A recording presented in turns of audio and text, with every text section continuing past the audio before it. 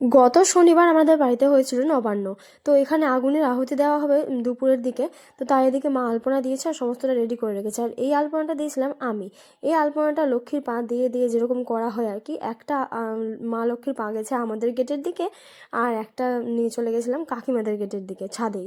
তো এরকমভাবে করেছিলাম। তারপর ওই আগুনে আহুতি দেওয়া হলো। আর এই যে জিনিসটা আহুতি দেওয়া হচ্ছে ওতে অনেক কিছুই দেওয়া থাকে, সমস্তটা আমি জানি না। চিড়ে, ফল থাকে, আর দুধ, অনেক কিছু দেওয়া। তো এইটা আমরা আগুনে আহুতি দিলাম দুপুরের দিকে। মা, বাবা, কাকিমা, ঠাকুমা, ভাই, আমি সবাই দিলাম। তারপর আহুতি দেওয়ার পর ফুল দিয়ে প্রণাম করে নিলাম। এরকম করে এটা কমপ্লিট হয়ে যায়। আর দিনের বেলা তো আমাদের নবান্নের দিন ভাত রান্না হয় না, তাই দিনের বেলা এই যে চিড়ে দেখতে পাচ্ছ, চিড়েটা ভিজিয়ে ধুয়ে রাখা হয়েছে। এই চিড়ে, এতে দেওয়া হবে গুড় আর তার সাথে দুধ। এটাকে আমরা দিনের বেলা খাই। আর আমার তো খেতে বেশ ভালো লাগে এটা, চিড়ের সাথে গুড়। তো এরকম করে নিয়ে চলে গেছিলাম ছাদে, কারণ ঠান্ডার দিন বুঝতেই পারছো, ঘরের ভিতরে আমাদের প্রচণ্ড ঠান্ডা লাগে। তো ছাদে গিয়ে তারপর খেলাম।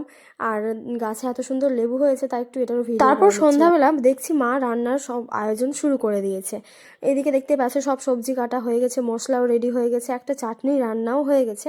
আর মাকে হেল্প করেছিল বৌদি, দুজনে মিলে সমস্তটা করেছিল। এদিকে মা সবজি দিচ্ছিল। মা বলছে আগে হবে তারপর তো ভিডিও করবি, এখনই কেন ভিডিও করছিস। যাই হোক, তারপরে অনেক কিছু সেদিন রান্না হয়েছিল, সমস্তটা তারপর রান্না করা হলো।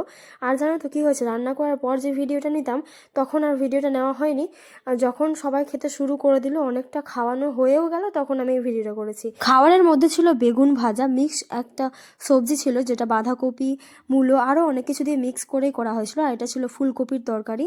এইদিকে দেখতে পাচ্ছ শিম ভাজা, আলু ভাজা, আর বেগুন ভাজাটা আমি আগেও দেখালাম। আর কলাইয়ের ডাল, শাক, দু রকমের চাটনি, যেটা আমি প্রথমে তোমাদের সাথে একটা শেয়ার করেছি, ওটাও একটা চাটনি ছিল। আর এটা হচ্ছে টমেটোর চাটনি, আর ভাত।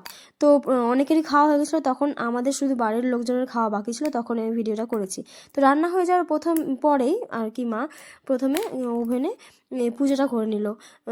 সব কিছু খাবার রেখে ওখানে পুজোটা করতে হয়। আর আমাদের তো উনুনে রান্না হয় না, তাই ওভেনের উপরে এটা করা হলো। আর তারপরে দেখতে পাচ্ছ এদিকে এই সব কিছু রান্না করা হয়। আমি অল্প করে সব কিছু নিয়েছিলাম, কারণ বেশি করে খেতে পারবো না।